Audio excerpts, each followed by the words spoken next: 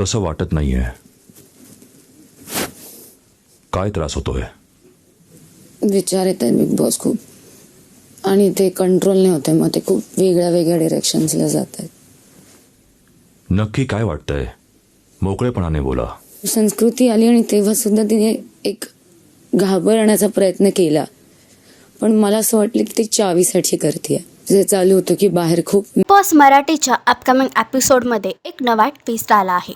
मुख्य म्हणजे कॉन्फरन्स रूममध्ये सर्वांना बोलून बिग बॉस सदस्यांशी काही ना काही बोलत आहेत. यातच रुचिताला कॉन्फरन्स रूममध्ये बोलवलं आहे. आणि एवढंच नव्हे तर तिच्या एका मुद्द्यावरून बिग बॉसने देखील आवाज उठवला आहे. तो म्हणजे रुचिता नेहमी म्हणते की माझे आई वडील आणि माझे नातेवाईक बघत आहेत, त्यांना हे आवडणार नाही. तर याच मुद्द्यावरून बिग बॉसने रुचितासोबत थोडंसं कन्व्हर्सेशन केलं आहे. तर बिग बॉसने रुचितासोबत केलेलं कन्व्हर्सेशन बरोबर की चूक? बिग बॉसच्या घरातील रुचिताचा खेळ तुम्हाला कसा वाटतो हे कमेंट करून नक्कीच सांगा.